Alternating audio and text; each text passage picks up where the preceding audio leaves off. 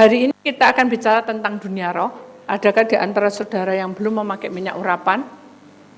Saya mohon saudara akan segera memakai minyak urapan. Ya. Kita akan mengalami satu pelajaran pengertian tentang kesaksian. Di mana kesaksian ini saudara mengenai tentang dunia roh. Ya. Firman Tuhan di dalam kitab Wahyu pasal 16. Kita akan menguak sesuatu yang itu tidak nyata, tetapi itu terjadi, dan saya mohon saudara akan memperhatikannya. Dan kami mau saudara akan tetap tegar dan tetap kuat, karena saya mau bahwa roh Tuhan bekerja. Dan kesaksian dunia roh ini sangat penting buat kita, karena ini satu pelajaran di mana Tuhan akan memimpin kita sebagai orang-orang pilihannya.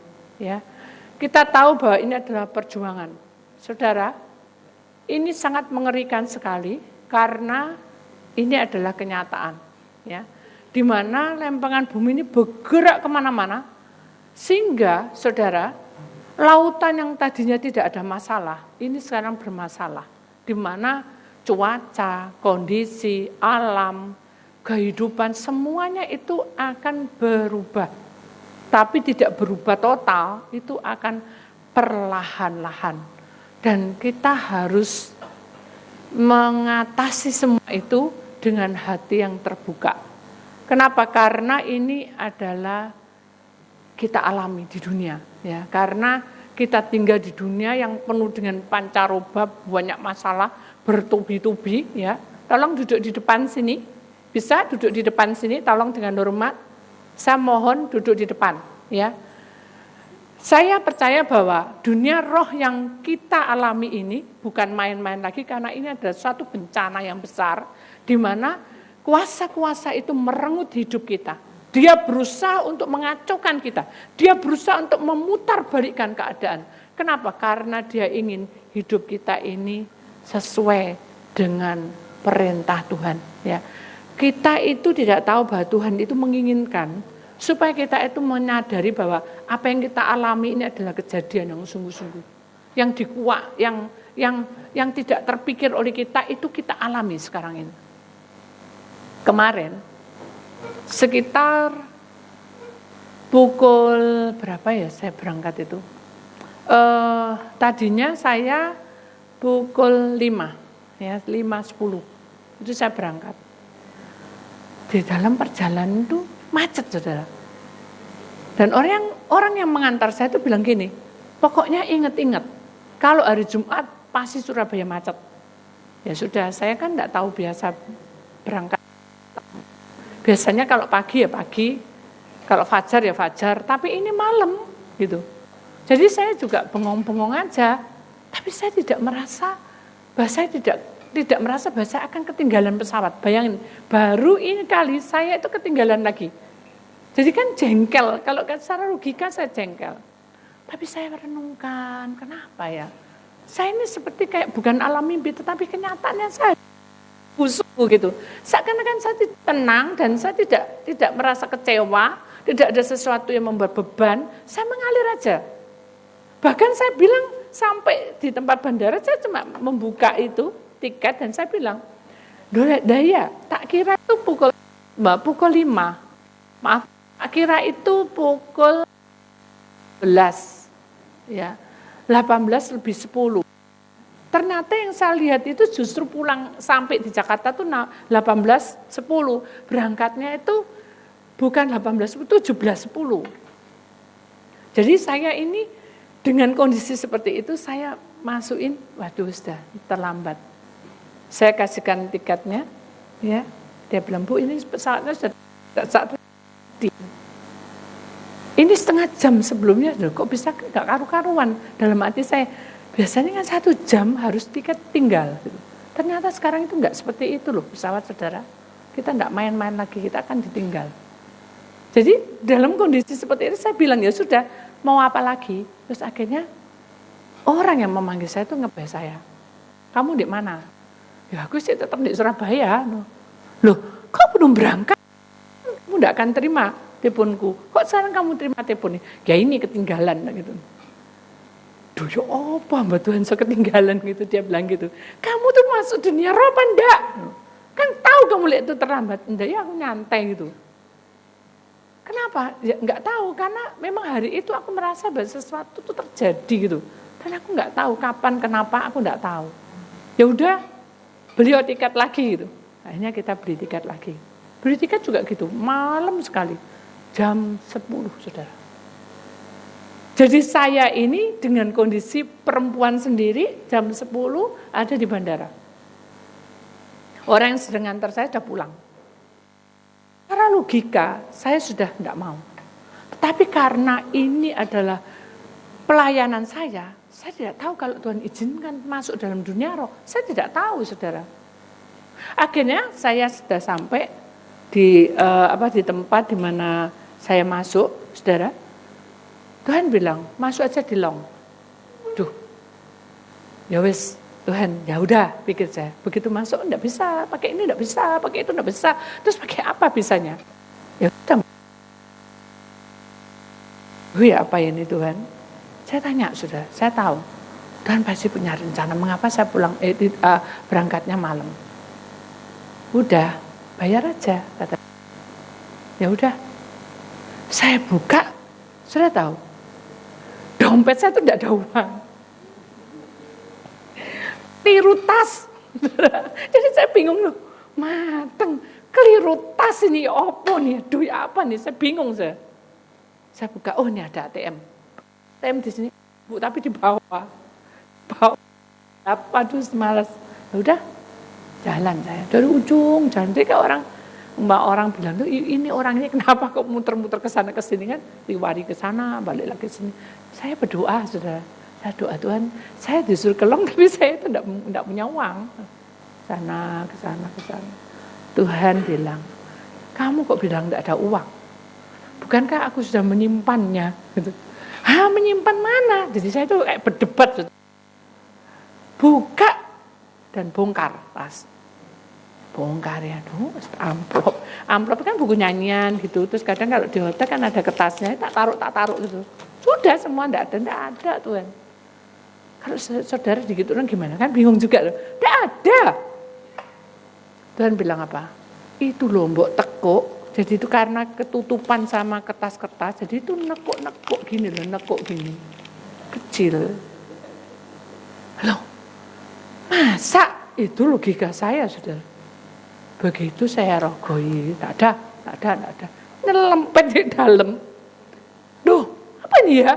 Gue tak buka. Oh, ya sih ini uangnya Cik Suci, KKR. Itu saya. Oh, belum tak kasih no. Tuhan enggak boleh izin no. Ya wes nunggu Cik Suci. Ini pakai dulu. Nanti dikembalikan.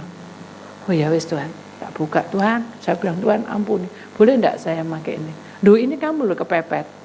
Kamu ambilkan itu untuk pinjam, dikembalikan. Kan kamu ada uang nanti bisa gesek ATM. Oh iya. Hanya Tuhan ampuni.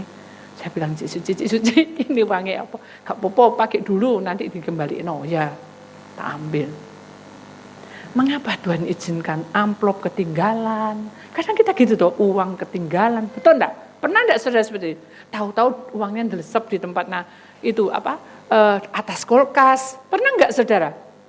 Jangan kira nanti kalau bapak-bapak itu biasa itu si perempuan biasa didelesep no. Bukan, karena kadang Tuhan tuh izinkan dilepaskan situ nanti satu saat itu dibutuhkan.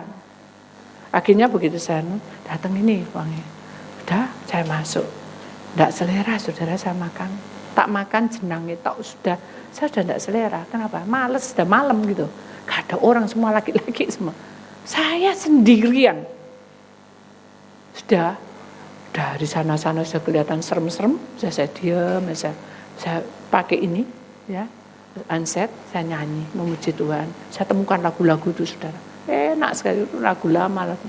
Tuhan suruh, kamu kirim ini pada saudaraku di Jombang. Saya kirim, saya doa dulu, saya kirim. Saya ada satu sumber sukacita yang luar biasa. Sudah, saya seperti orang bingung.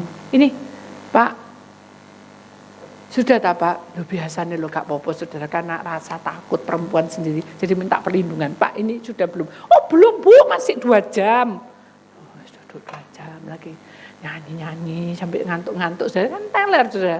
Udah setengah 1 jam lagi, mungkin dijokno sama Tuhan, udah doa. Belum Bu, masih 1 jam, nanti tak bilangin. Jadi enggak bisa mantep, apa, gelisah terus. Akhirnya sudah waktunya tiba, bapak ini datang, ibu pukul berapa? Tak tunjukin. Oh ya sebentar lagi Bu. Ya siap-siap Bu ya. Oh ya. Sudah enggak saya kesuan, ayo langsung berangkat. Saya berangkat, saya tenteng tuh tas. Saya mau ke belakang. Aduh Tuhan, jangan boleh saya ke belakang. Biarkan saya ada di tempat pesawat aja. Karena saya tahu bahwa di belakang ada rohnya. Tidak bisa, harus hari ini, harus kamu ke belakang. Nah untuk apa gitu loh Tuhan? Sudah kamu harus ke belakang. Nah ya sudah saya ke belakang. Tapi saya bukan ngusir setan, saya Tuhan kuduskan tempat ini, sucikan. Ya, masuk kamar mandi, roh perempuan itu panjang menghadang di pintu saya. Jreng, gitu. Nah saya secara logika, saya bingung, kok ada perempuan berdiri di situ siapa? Terus saya pejam mata, oh bukan. Loh, enggak tak lihat kaki itu apa tuh? Enggak, saya cuma pejam mata, Tuhan, tak serano aku tahu, pasti ada sesuatu. Ya ini roh. Mengapa diizinkan gitu? Enggak apa-apa. Dengan kamu melihat ini, kamu akan tahu bahwa nanti firman ini masuk ke dalam dunia roh. Itu kesaksian yang saya terima firman ini. Ya wis Tuhan, tak serano sudah selesai. Saya mau keluar. Dia menghadang di situ, ya apa saudara? Jadi ini pintu kamar mandi itu kecil dan dia di depan saya persis. Sejak tadi diam sambil sini panjang, mukanya serem, kayak mayat hidup. Saya bilang gitu, Tuhan, saya mau lewat.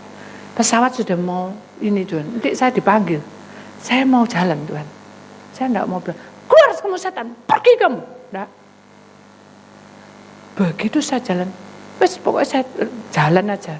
Tuhan bilang, jalan wes. Begitu saya jalan, sampai persis di pintu saya. Jadi sudah dekat sekali saudara rohnya. Enggak berbau apa, enggak apa. Saya jalan, hilang. Terus begitu saya sudah lega tuh. Saya naik pesawat sudah, Tuhan tak serang.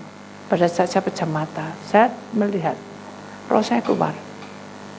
Begitu roh saya keluar, saya melihat lautan itu besar dan luas sekali. Memang itu lautan lepas, saya tahu. Nah, sekarang kamu bergelora sekali. Aduh Tuhan, ojo sampai Tuhan, jangan sampai saya itu masuk lagi. Karena ini malam Tuhan. Bukan saya takut, capek sudah. Saya sudah capek tadi ini terlambat, kenapa? Tuhan buka semua, kenapa? Karena pada waktu kamu itu antara senja 5-6, itu adalah lempengan bumi anakku. Kamu bisa naik pesawat. Kenapa? Karena itu pusaran itu akan mengangkat, jadi dia akan narik gitu. Nah terjadi sesuatu. Lolek gitu, nah orang tuh pesawatnya ada kecelakaan loh. Enggak. Aku akan jadi dilewati gitu. Loh kenapa kok saya harus tidak dilewati? Karena kamu mau masuk dunia roh wahyu ini. Aduh Tuhan, saya tambah bingung. Karena saya tidak tahu, saya belum menemukan wahyu ini saudara. Firman ini. Jadi saya cuma bingung aja. Ya sudah, ya melewati aja. Apa kata Tuhan tak ikuti. Karena saya melewati ini, jadi saya tidak boleh naik pesawat dari jam 5 sampai jam 6. Jadi sudah lepas sudah, oh ya sudah, saya berterima kasih. Sekarang lempengan bumi kamu lihat. Begitu saya lihat saudara, lautan itu saudara kan bergelora. Tapi geloranya itu bukan gini saudara. Dia bergelora gini, buka. Jadi ada sesuatu yang buka dari dalam laut itu buka gini. Ini kayak ini loh, terbelahnya Laut Merah. Saudara, ingat Musa? Itu buka itu. Tapi kalau buka gini kan enak ada tanahnya. Ini enggak. Jadi begitu dia buka nyibak gini saudara. Ini aura kuning, hijau, roro kayak Gus Bater. keluar semua, banyak sekali, tidak bisa dihitung. Saya sudah merinding sudah. Terus saya melihat sebelah saya tidur. Aduh, ngerti bawah itu kayak gitu. Terus saya ngeliat sampai lagi melilit, tak pikir melihat itu film kecil gitu. Aduh, terus saya ngeliat yang lain-lainnya, ada yang ada yang gini-gini, tidak mengerti mereka bahwa keadaan itu kayak gitu. Akhirnya Tuhan tak serano, aku tidak tahu apa yang harus tak lakukan. Kalau sudah begini saya tidak tahu apa yang tak lakukan. Tuhan bilang apa? Sembahlah aku Allah Tuhanmu dengan segenap hatimu, segenap rohmu, segenap jiwamu. Oh ya wis, karena Tuhan saya suruh gitu ya saya nyanyi. Saudara. Karena saya tidak bisa nyanyi hafal, jadi tab atau HP yang saya ada puji-pujian saya foto itu, kadang ada orang yang saya suruh kirim, saya nyanyi itu. Begitu saya menyembah, saudara, dengarkan ini penting. Dunia roh itu, kalau roh kegelapan paling takut dengan penyembahan. Begitu kita menyembah, kita memuji dalam hati, kan saya tidak tahu sadar atau tidak sadar saya membuka suara. Saya tidak tahu. Tiba-tiba orang yang ujung sebelah sini itu, dia ikut menyembah. Haleluya. Itu pertama yang saya dengar. Saya menyembah. Dari satu bangku ke arah kerong sana juga menyembah.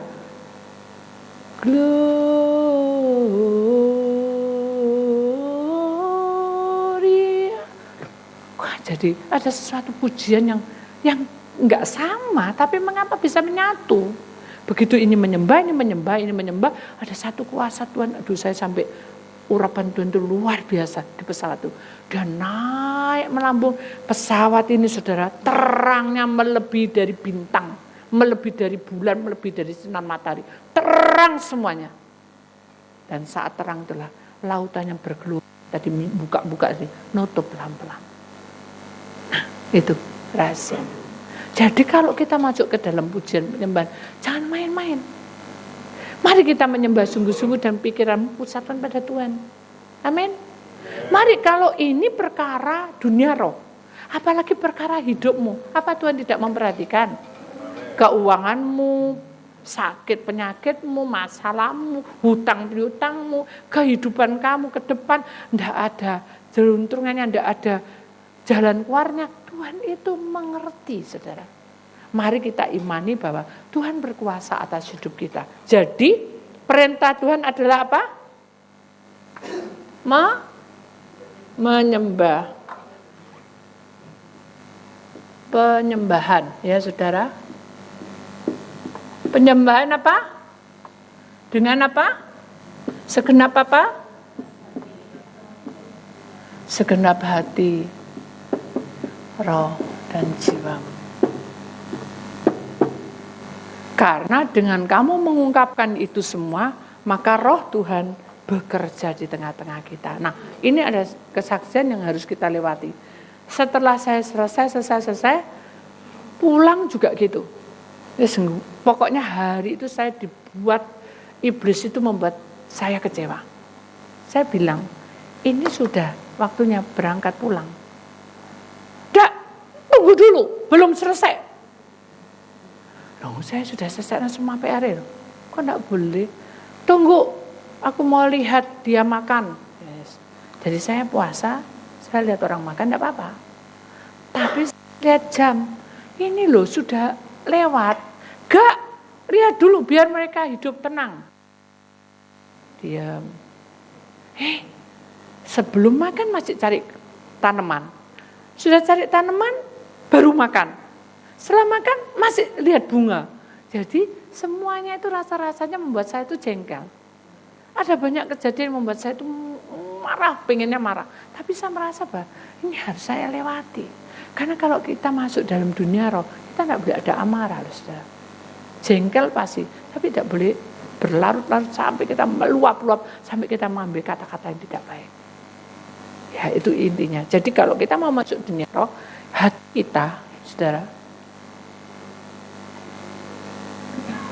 Ini harus rela. Walaupun tidak baik. Tahu artinya tidak baik? Tidak sesuai. Tidak sesuai dengan pemikiran kita. Kalau orang bilang tidak sesuai dengan pemikiran kita, ini pesawat harus kita tahu jam, kan itu pikiran saya. Tiba sama supirnya, loh Bu, Ibu di mana? Ini loh sudah jam sekian, ayo cepet. Ya, tak kasih orang, ini loh, aku ditelepon sama supirnya, ini loh. Sudah biarin aja, biasa itu dia orangnya, nanti suruh cepat bisa kok. Jadi semuanya itu kayak dihalang-halangi, saudara. Ya sudah, saya bertahan. Akhirnya pas jamnya 3:30, jadi jam 3 lebih 5 menit saya sudah lolos dari orang itu, macet di jalan. Sampai di dekat bandara itu pukul 4 lebih berapa. Jadi saudara sudah terlambat lagi. Bayangin, terlambat lagi. Aduh, saya gini pusing, ini ngapain dari ini betul-betul buat saya terlambat. Ya sudah, saya tidak tahu wis. Saya lewati, saya telepon sama petugasnya. Bisa tidak diundur lagi? Bisa. Tunggu sampai di bandara, tidak dijawab-jawab, saudara. Sampai di bandara tidak dijawab-jawab, akhirnya saya dengan segera kasih itu koper semua. Sudah Bu, sudah masuk aja. Terus di WA, nambah Bu, ya sudah tidak apa-apa. Beli tiket baru, ya sudah tidak apa-apa. Terus itu pemikiran saya. Saya masuk, saya tahu. Menunggu itu jam 5, ya saudara ya. Saya tahu berangkat jam berapa, saudara. Jam 6 lebih 50. Berarti jam 7 lebih 50. Orang-orang pada marah, saya cuma lemes. Jadi saya lari-lari itu tadi, ternyata mundur. Jadi di-delay. Secara logika saya tidak tahu. Tapi Tuhan bilang, ayo, daripada kamu seperti itu hatimu, kamu menyembah. Saya menyembah, buka tabmu. Begitu saya berdoa, saya buka. Saya nyanyi-nyanyi, saya tidak mau buka tab, karena hati saya sik mangkel, sik jengkel. Aduh, kenapa hari ini kok kayak gini? Tuhan terus nyanyi. Ketika saya nyanyi, saudara, saya rela dengan tidak baik ini, saudara, untuk belajar, sabar. Tuhan benar-benar nyatakan, buka. Wahyuku ada di padamu. Buka, wahyuku ada padamu. Loh kan saya bingung. Loh saya nyanyi-nyanyi kok suruh wahyuku ada padamu. Ya sudah. Karena Tuhan bilang wahyu, jadi saya buka. Saya buka, saya tunjuk apa yang saya mau cari kemana. Sudah ketik roh. Saya ketik roh. Saya buka semua, tidak temukan. Rasanya tidak pas semua. Saya merasa itu tidak pas semua. Tapi begitu Tuhan tunjukin ada satu ayat, saudara. Di sini, saudara. Di dalam kitab Wahyu, saudara. Ayat 16, pasal 16, ayat yang ke-13. Ya, saudara. Dan aku melihat dari mulut naga, dari mulut binatang, dari mulut nabi palsu, itu keluar 3 roh najis yang menyerupai katak. Kalau kita berpikir di sini, saudara, kita akan melihat gambar itu lebih dulu, saudara, gambar pertama, saudara. Kita lihat gambar pertama, ya, mana saya sudah melihat bahwa suasana lautan, suasana gelombangnya itu sudah auranya sudah dunia roh semua. Jadi pada waktu saya melihat pesawat itu bersinar, saya sempat melihat lautan itu. Jadi walaupun ini ketutup sama orang, ketutup sama jendela, saya bisa nembus masuk. Dan saya melihat banyak binatang-binatang yang aneh-aneh. Juga dalam firman Tuhan ada ada macan ya. Itu harimau itu berkepala. Banyak sekali. Nah, itulah sadar, itulah kayak di dalam kitab Wahyu pasal 13 yang saya baca ini. Berarti penglihatan yang saya temukan di atas pesawat itu adalah Tuhan izinkan. Berarti yang tadinya banyak harimau-harimau tadi itu bukan bayangan saya. Notut sigama ya, kutupi nama. Yang aku mau. Langsung Tuhan bilang gitu. Langsung saya seperti orang terkejut gitu. Oh, berarti apa yang harus saya lakukan? Buka. Saya buka. Aduh, nogo lagi perangi. Itu pikiran saya tuh. Tuhan melihat isi hati saya. Apa? Siapa yang suruh perang naga katanya? Enggak Tuhan. Saya bilang gitu. Jadi saya di dalam benda itu ngoceh-ngoceh di sudah dalam hati. Enggak Tuhan, ampuni saya. Saya sih bukan enggak mau. Tapi saya itu, orang bilang dipikir saya itu penangkap naga. Tapi ini naga lagi. Tuhan bilang apa? No desega buata. Jangan kamu berpikir yang tidak-tidak. Aku ini bicara sungguh padamu. Dan aku akan kuat. Dunia aku berikan padamu adalah dunia di mana ke depan orang harus tahu bahwa itulah dunia yang harus kita jauhi. Oh ya, udah siap, udah dibaca ini. Saya langsung kirim ke Prasela, langsung saya ketik.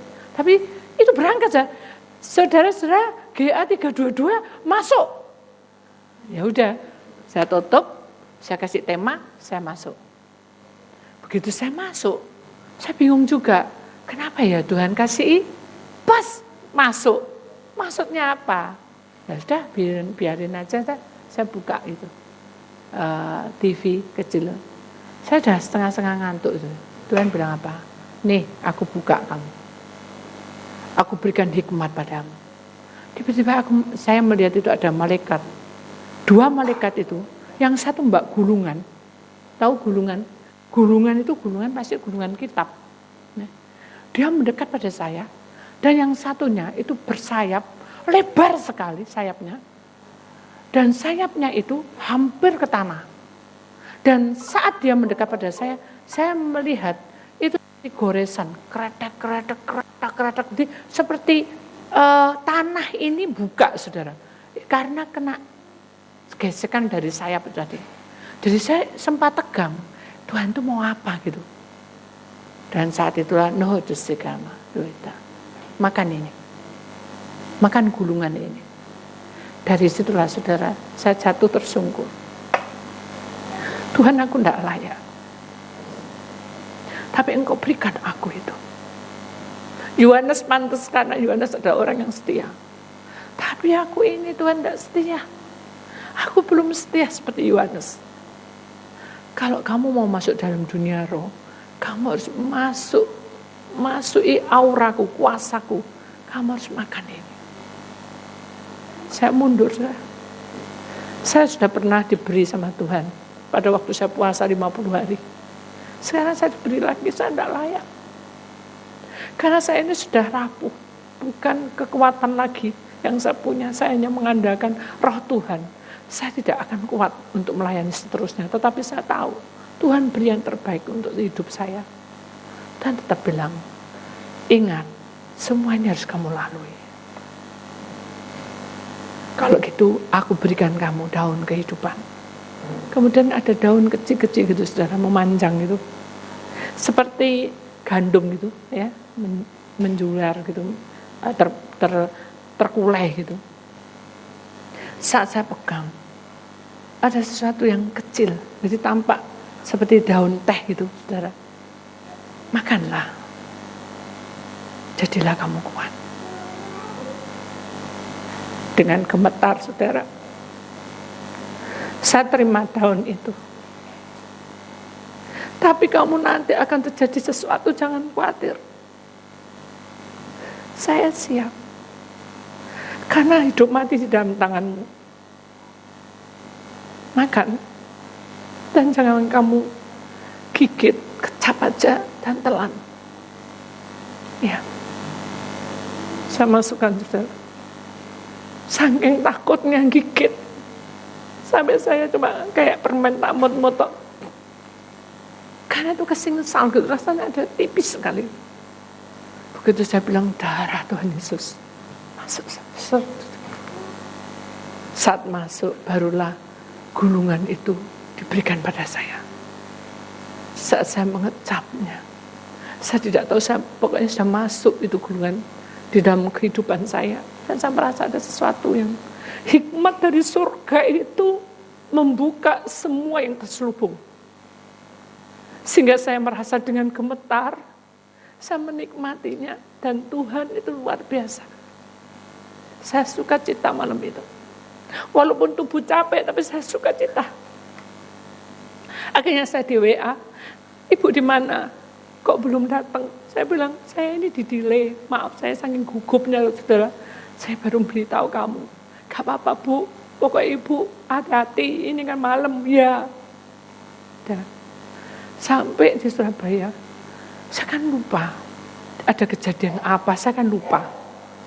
Sudah sampai di sana, kita bicara tentang kehidupan. Ya. Dia ada sedikit konseling, saudara. Walaupun capek, saya harus bisa melayani.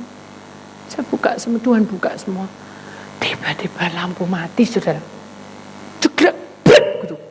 Semua gelap. Saat gelap itulah saya melihat salib itu kan memang lorong. Di rumah saya itu ada lorong laut. Itu bergelora.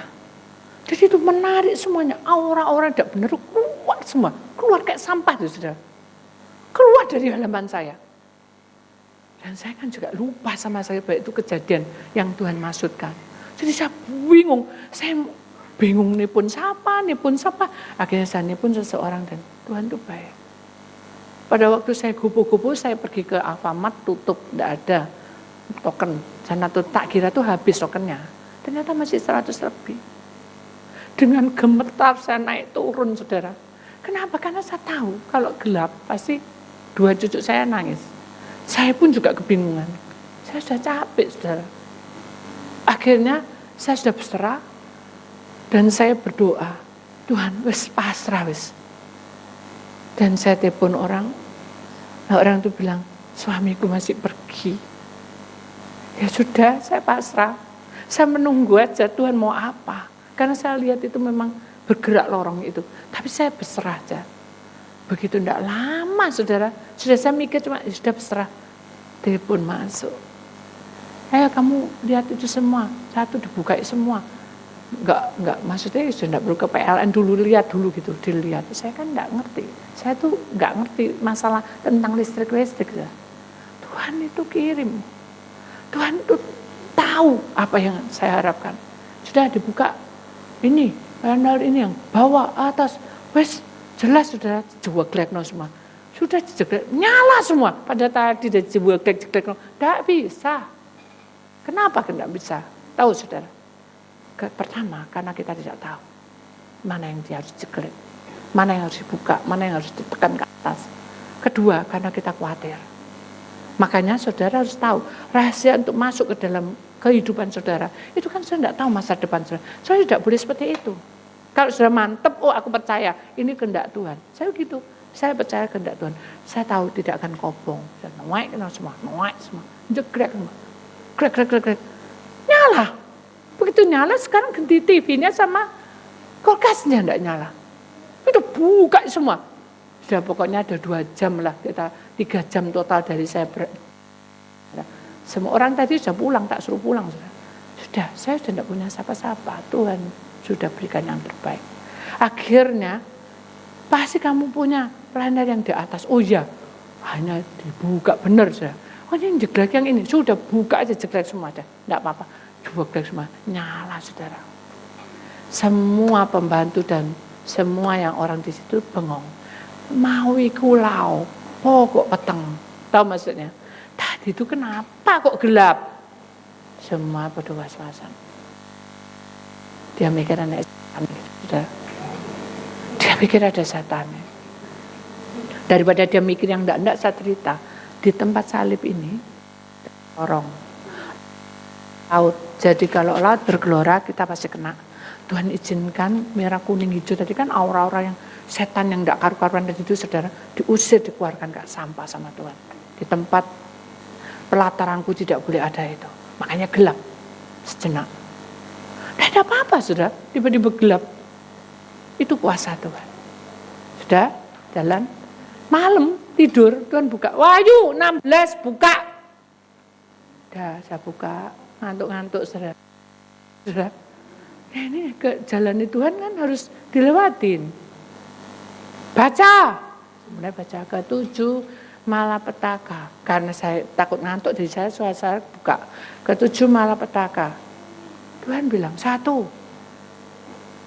Dan aku mendengar suara yang nyaring dari dalam bait suci berkata kepada 7 malaikat itu, pergilah. Bukan gitu ngomongnya, tidak seperti itu. Oh ya, pergilah dan tumpahkanlah ke-7 cawan murka Allah itu ke atas bumi. Iya, itu yang aku mau. Kenapa Tuhan izinkan ada itu seperti itu? Karena urapan Tuhan bekerja ketika kita itu ada sesuatu yang bergerak. Dimana kalau kita mengimani, perkataan kita punya kuasa. Amin. Jadi kalau kita berkata kotor, berarti perkataan yang kotor itu juga punya kuasa. Siapa sih yang menguasai? Iblis. Oh mati kamu, ya mati sungguh. Jangan pernah kata-kata itu karena pengen bumi ini bergerak. Apa yang dikatakan itu membawa perkataan yang benar. Nah, saya bilang, Tuhan ya maksudnya apa? Tuhan buka, saya jangan ngomong, bacaan terus. Ya, 2. Maka pergilah malaikat yang pertama. Ingat, pertama, ya. Dan menumpahkan cawannya ke atas bumi, maka timbullah bisul yang jahat dan berbahaya pada semua orang yang memakai tanda dari binatang itu dan yang menyembah patungnya. Tuhan buka.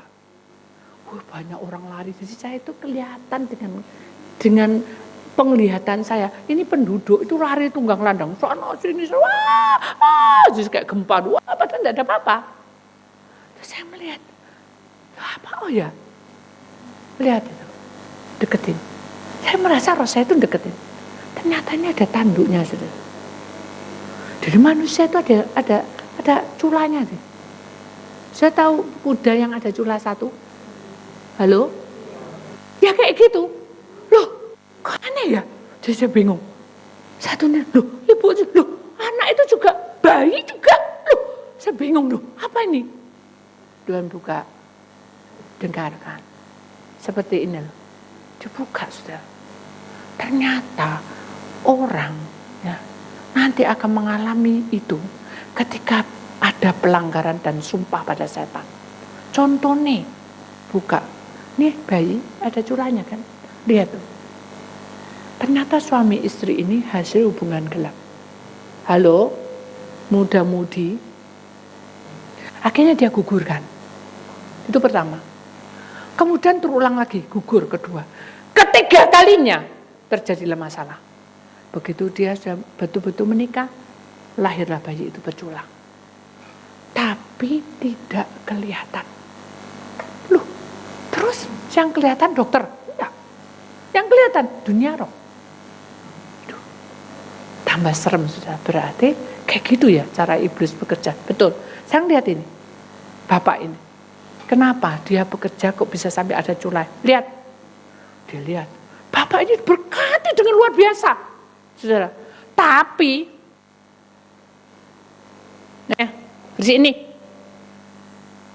Saya tahu. Jadi dia menganggap orang yang sama manusia itu harus dibawanya dia. Iblis paling suka, kata Tuhan. Loh, cuma gitu toh ada culai. Betul. Waduh, tuh perempuan yang cantik itu di sana ada culai. Loh ya kok culai akeh tuh Tuhan? 3 culai. Lihat aja kehidupannya, dibuka. Orang ini cantik. Saking takutnya dia jelek, dia operasi wajah. Halo? Sampai dia terjadi kecantikan, dia operasi semua badannya. Sehingga dia jadi perempuan yang tidak benar.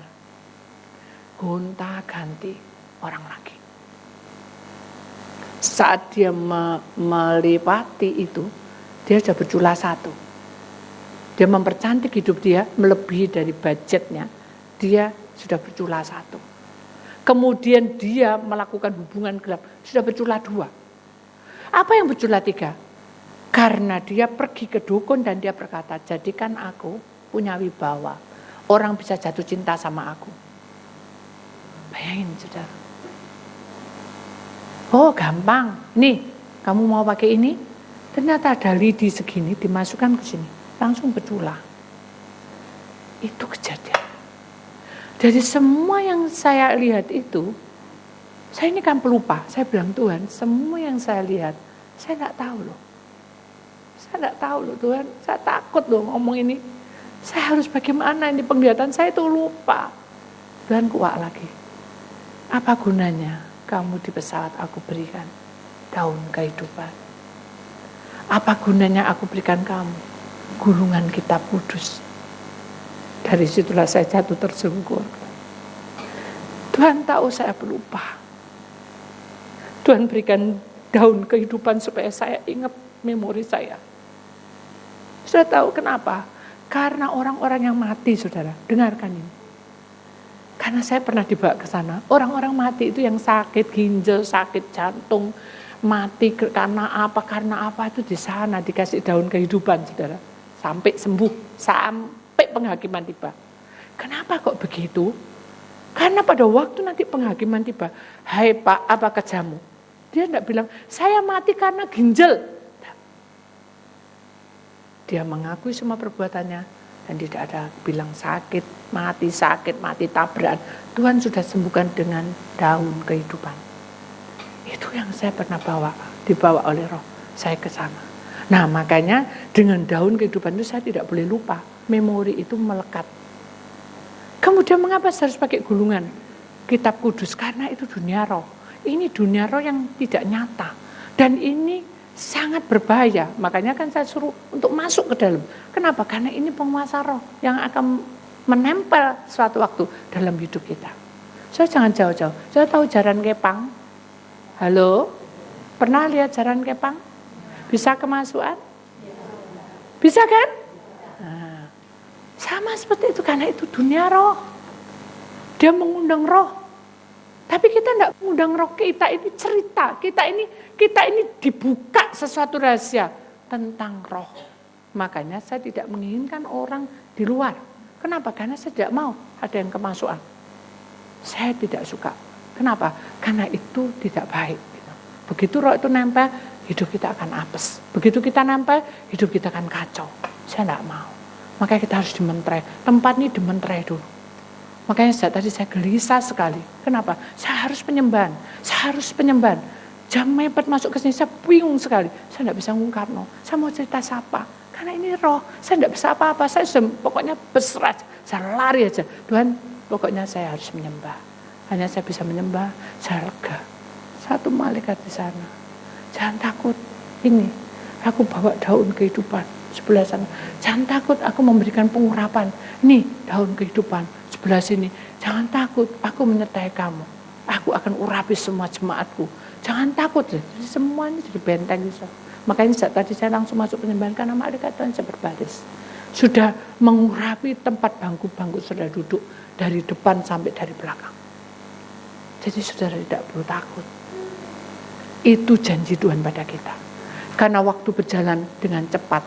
Ayat ini tidak akan saya teruskan, tetapi yang jelas kita lihat ayat yang penting yang saya dapat di dalam pesawat sebelum berangkat ke pesawat.